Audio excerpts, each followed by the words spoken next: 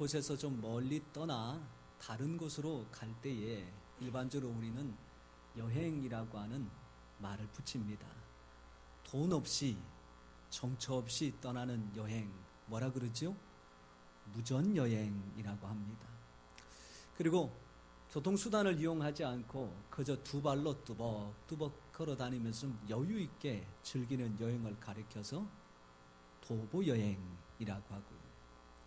그러다가 코스모스 피는 가을날 젊은 학생들이 자전거를 타고 먼 거리는 아니지만 그 좋은 공기 마시면서 가는 여행을 가리켜서 뭐라 그럴까요? 하이킹이라고 하는데 아마 이 이야기는 해보신 분들만 말씀하실 수 있는 것 같아요. 그래서 어떤 분은 사이클이라고 하길래 그거는 자전거고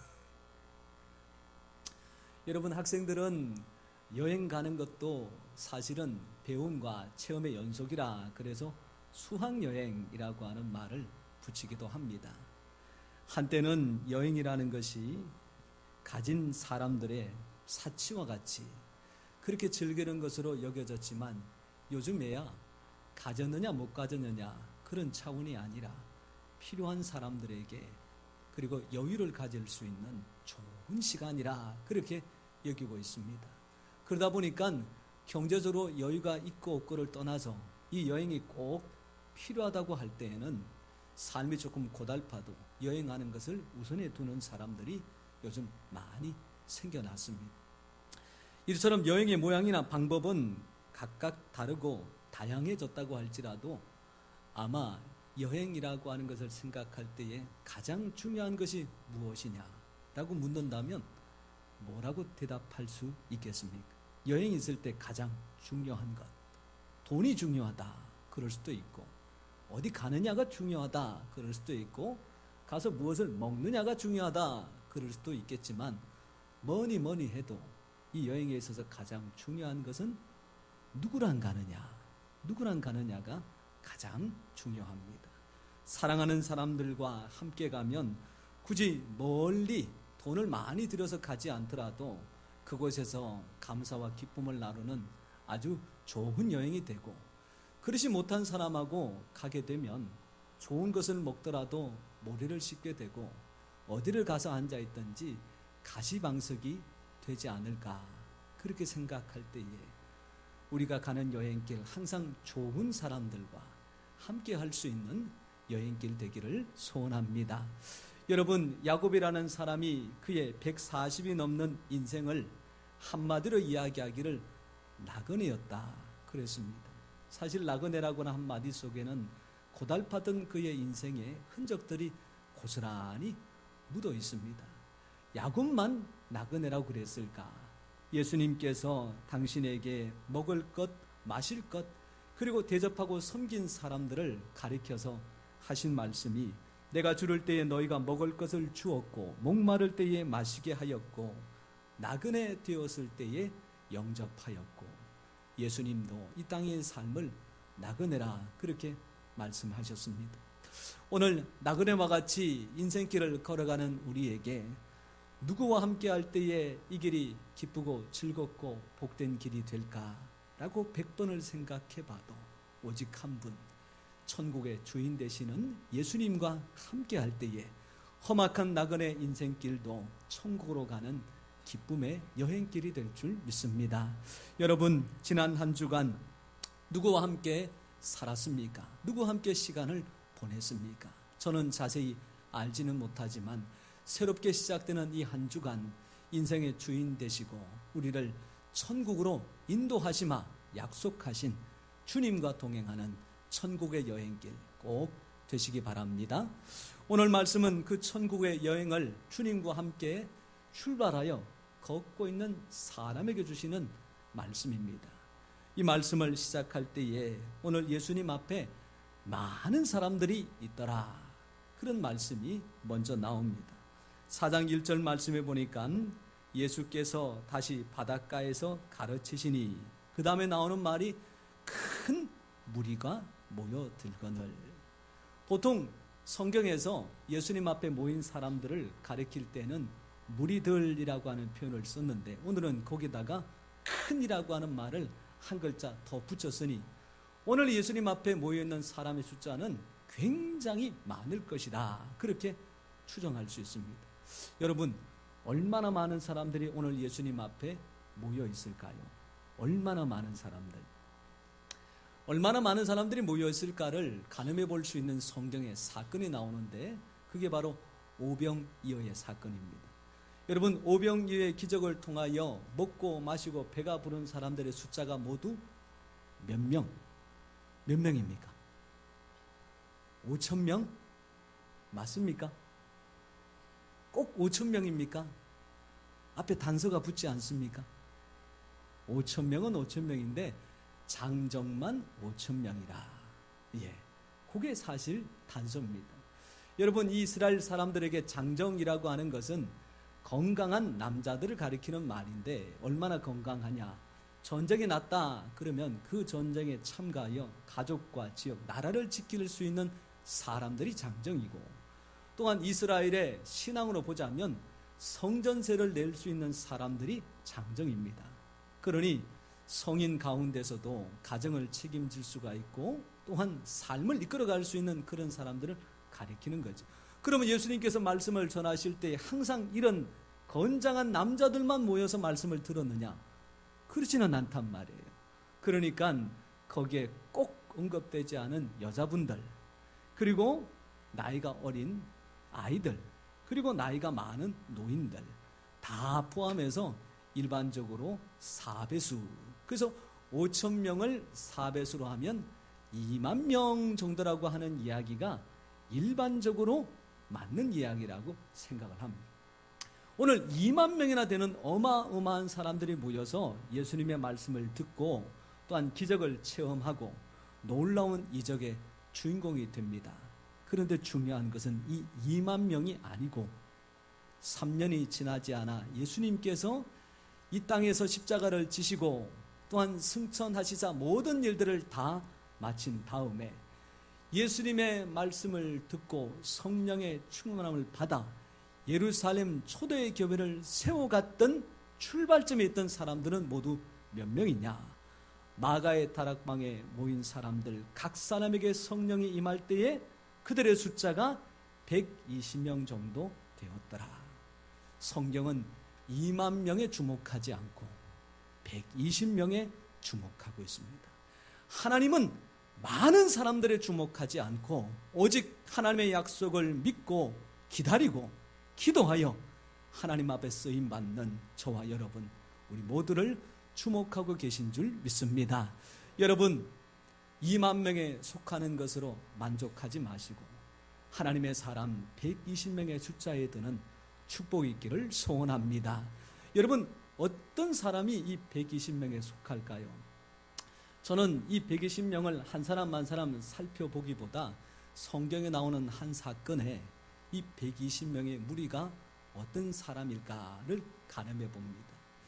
이 사사시대에 기드온이라고 하는 사사가 있어서 하나님 앞에 쓰임 받는데, 그때에 이스라엘 쳐도온 미디안 연합군의 숫자가 자그마치 14만 5천 명이라. 손가락으로 다 세봤는지는 모르겠지만 성경에 그렇게 나옵니다. 그런데 이 14만 5천을 위하여 이스라엘 사람들에게 모여라 그랬을 때에 3만 명에 넘는 사람들이 모였습니다. 3만 명 가지고 14만 5천을 대적해도 할까 말까인데 하나님께서는 그들 가운데 보내고 구별하시자 몇 명을 남기셨느냐?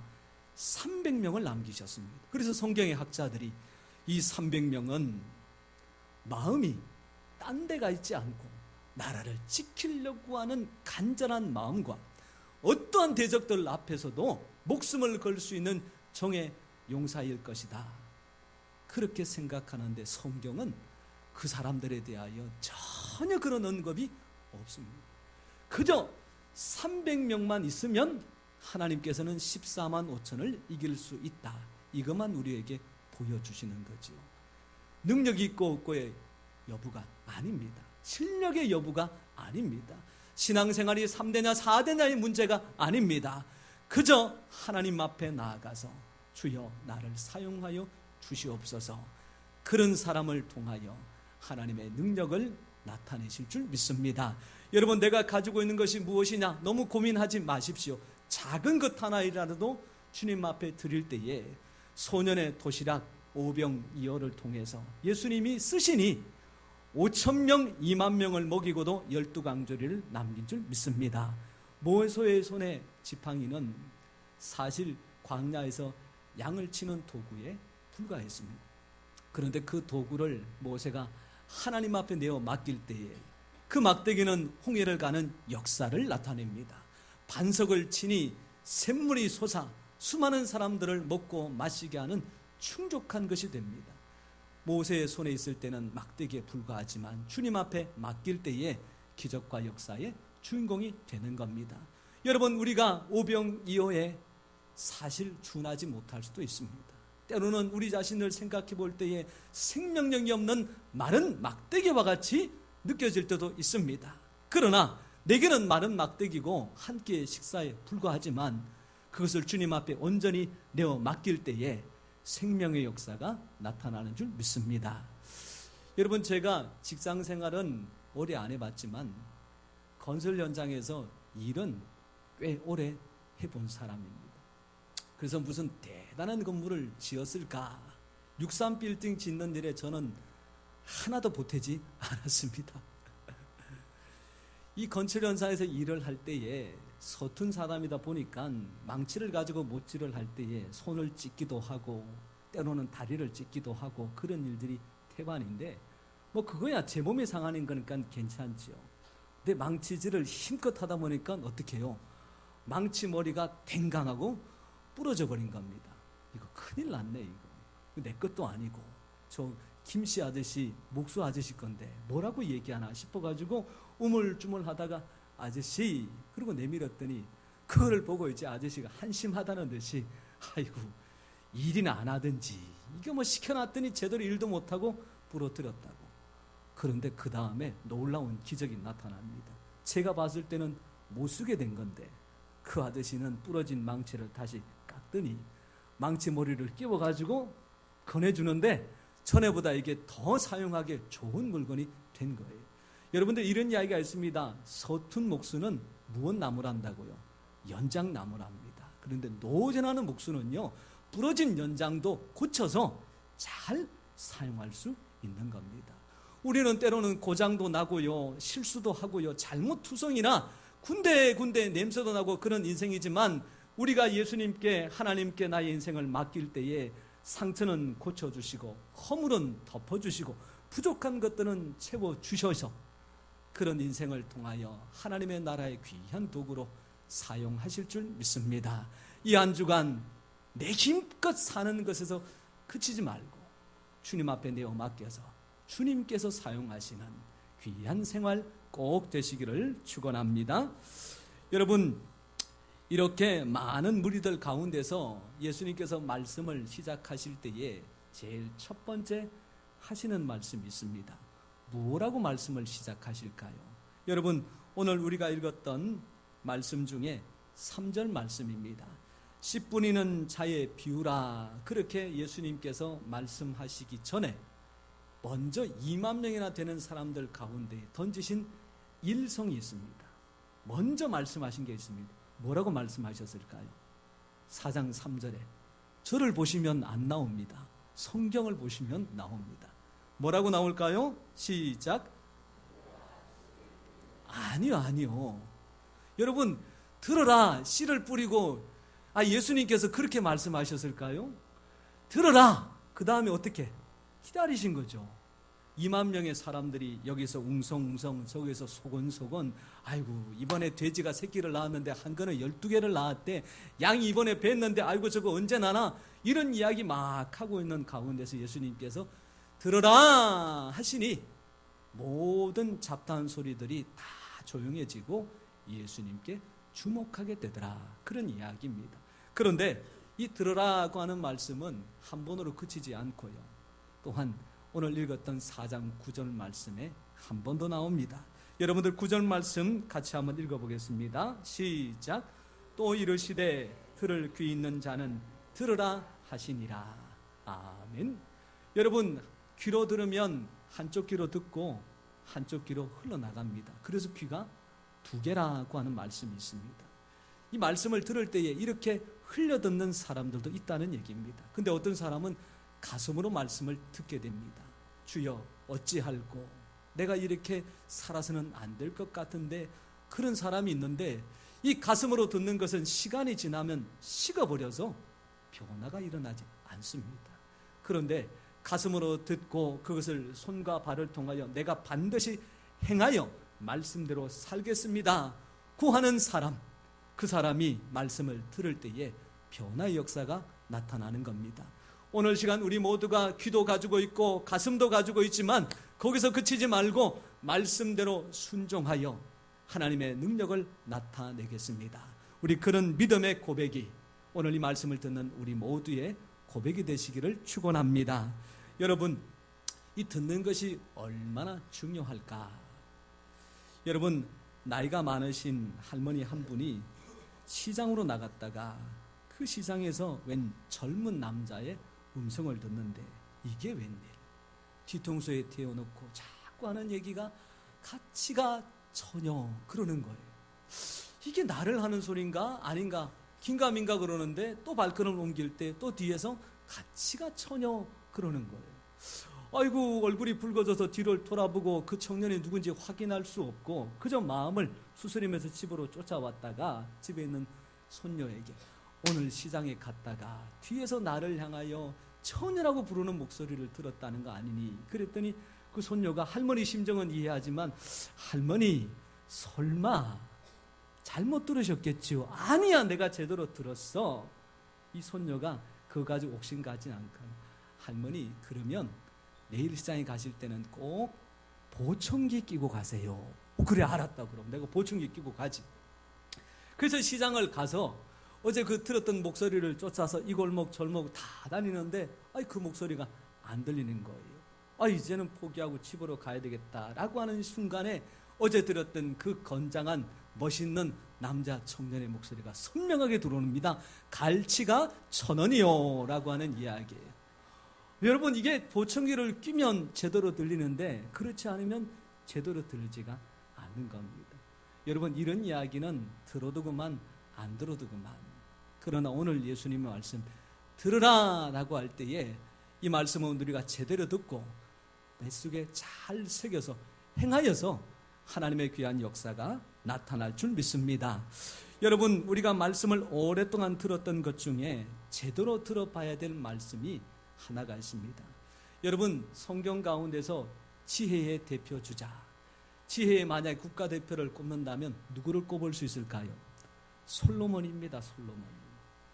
그래서 우리는 솔로몬이 인천번제를 드린 다음에 하나님 앞에 지혜를 구하였더니 하나님께서 그가 구하지 않은 부와 귀와 수도 허락하여 주셨더라. 그렇게 알고 계시지요. 그런데 과연 솔로몬이 하나님 앞에 지혜를 구한 적이 있을까요? 없을까요? 솔로몬이 하나님 앞에 직접 대놓고 지혜를 주십시오라고 구한 적이 있을까요? 없을까요? 확인해 보겠습니다. 열왕기상 3장 9절 말씀 우리 자막으로 좀 준비를 해 주시고요. 이 말씀 보니까 벌써 준비가 되어 있네요. 같이 한번 읽어보십시다. 시작. 누가 주의 이 많은 백성을 재판할 수 있사오리이까? 듣는 마음을 종에게 주사 주의 백성을 재판하여 선악을 분별하게 하옵소서. 여러분, 이것은 솔로몬이 직접 자기의 입으로 하나님 앞에 구한 기도입니다. 이 기도 속에 지혜를 구하는 부분이 있습니까? 아니면 듣는 마음을 구하는 기도가 있습니까? 지혜를 구한 것이 아니라 듣는 마음을 주옵소서. 솔로몬은 그렇게 기도했습니다. 이제 하나님께서 그 기도를 들으시고 응답하십니다. 솔로몬이 이것을 구하매 그 말씀이 주의 마음에 든지라. 그 다음 11절 하나님께서 솔로몬의 기도를 해석을 하십니다. 하나님이 그에게 이르시되 내가 이것을 구하도다. 자기를 위하여 장수하기를 구하지 아니하며 부도 구하지 아니하며 자기의 원수의 생명을 멸하기도 구하지 아니하고 오직 송사를 듣고 분별하는 지혜를 구하였으니. 솔로몬이 구한 것은 하나님의 말씀을 듣는 마음이고 하나님께서 그 듣는 마음을 지혜로 채워주시니 지혜의 왕 솔로몬이 된 줄 믿습니다. 여러분, 우리가 솔로몬의 기도를 한다 그러면 지혜를 구해야 될까요? 듣는 마음을 구해야 될까요? 오늘부터 솔로몬을 언급하실 때에 지혜가 아니라 주의 말씀을 듣는 마음을 주시옵소서, 그렇게 구하시기를 바랍니다. 여러분, 솔로몬이 이 기도를 드릴 때에 하나님께서 말씀하시면 제가 그 말씀을 듣고 순종하여 행하겠습니다 라고 하는 것이 거기에 담겨져 있습니다.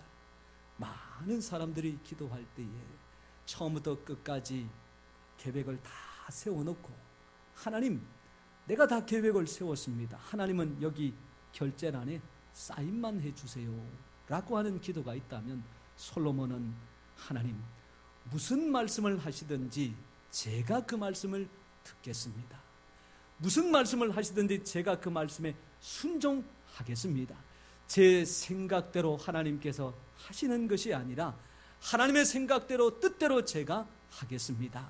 사랑하는 성도 여러분, 이것이 하나님 앞에 구해야 될 참된 지혜인 줄 믿습니다.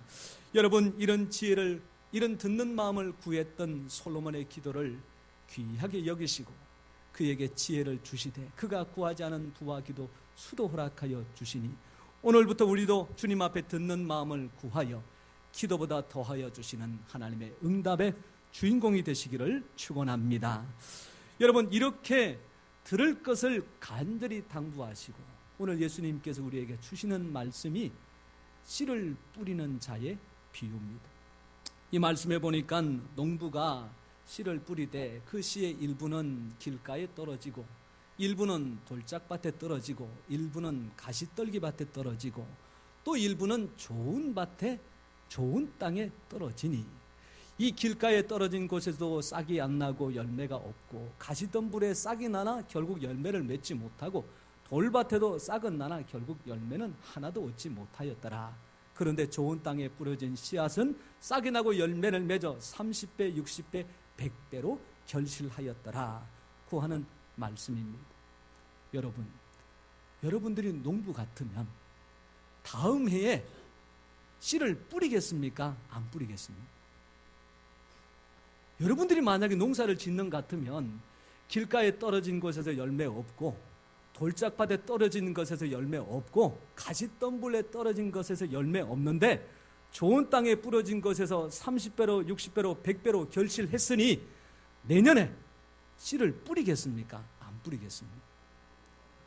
이거 안 뿌리면 바보잖아요. 안 뿌리면 멍청한 사람이잖아요. 이거 뿌렸는데 길가에 떨어서 열매를 못 맺었는데 아이고 속상해, 나 안 할래. 가시덤불에서 자라나는 거 싹 보다가 어떻게 이게 그냥 사그러들고 식어버리니까 아이고 나는 저거 보기 싫어서 농사 안 지을래. 그 사람 멍청한 사람이죠. 그렇게 해서 손해난다고 할지라도 좋은 땅에 떨어져 30배, 60배, 100배로 결실하면 그 손해 다 보상하고도 남는 겁니다. 오늘 예수님께서 우리에게 그 말씀을 하고 계십니다. 예수님이 3년 동안 공들여서 수많은 사람들에게 말씀을 전하고 먹이고 입히고 다 했지만 결국 남은 사람은 몇 사람이요? 십자가에서 한 사람밖에 안 남았습니다. 포기할 만 하시잖아요. 그만둘만 하시잖아요. 그런데 예수님 부활하셔서 누구를 찾아가십니까? 제자들을 찾아가십니다. 다시 그들에게 씨를 뿌리는 작업을 하십니다. 승천하신 다음에 또다시 120명을 모으시고 그들에게 씨를 뿌리는 작업을 하십니다. 그랬더니 그 12명이 초대교회 역사를 만들고 그 120명이 우리가 알고 있는 사도행전의 놀라운 기적의 주인공으로 감당하게 되는 겁니다. 그 예수님께서 오늘 우리를 이 땅에 하나님의 씨앗으로 뿌려주시고 심어주신 줄 믿습니다. 지나간 나의 삶을 글러보면 길가에 떨어진 시간도 있고, 돌짝밭에 떨어진 시간도 있고, 가시덤불에 떨어진 시간이 있어서 채로 글러보면 얼마 남지 않는 시간이겠지만 하나님은 그것들 다 보지 않으시고 그럼에도 불구하고 충성되이 감당하여 하나님의 뜻을 찾아가는 그 하나에 하나님께서 주목하시사 거기에 30배로 60배로 100배로 결실하는 줄 믿습니다. 사랑하는 성도 여러분, 한 어머니가 자식을 위하여 끓는 심정으로 기도하였습니다. 1년이 가도 돌아오지 않습니다. 2년이 지나도 10년이 지나도 들려오는 소문은 이단에 빠졌더라, 결혼을 했는데 사생아를 낳았더라, 엉망진창이 되었더라. 수없이 기도하고 기도했는데도 불구하고 들려오는 아들의 소식은 더 처참하고 비참하나 그 어머니는 그래도 기도하였습니다. 결국은 10수년 만에 아들이 돌아왔습니다. 그가 깨닫고 하나님 앞에 쓰임받는 귀한 목회자가 되고, 그가 쓴 책이 오늘날도 모든 신학생들이 읽고 보고 그것을 통하여 신앙의 깃털을 가지고 있는 어거스틴이 되었습니다. 10수년 동안 뿌렸던 씨앗으로 생각하면 열매가 없어서 손해보고 또한 많은 아픔이 있었지만 끝까지 기도하여 아들 하나 돌이켰더니 그 하나에게 하나님께서 30배, 60배, 100배의 결실을 허락해 주신 줄 믿습니다. 그래서 성경은 우리에게 이야기합니다. 눈물을 흘리며 씨를 뿌리십시오. 비록 그 눈물의 세월이 10년이 되고 20년이 되고 아무 표시 나지 않을지라도 단을 거두게 될 때가 올 텐데 그때는 기쁨으로 단을 거두게 하실 줄 믿습니다. 눈물의 씨앗의 기도, 세상에다 심어놓으면 하소연과 우리의 마음을 시원하게 하는 게 전부이지만 천지 만물의 주인 되신 하나님 앞에 심어놓으면 갚아주실 때에 모든 인생의 손해를 풍성하게 다 갚고도 남음이 있는 넉넉한 것으로 채워주십니다. 그 귀한 믿음을 다시 한번 가지시고 이 한 주간 믿음의 씨앗을 눈물의 기도로 말미암아 심는 우리 모든 성도님 다 되시기를 축원합니다. 기도하겠습니다.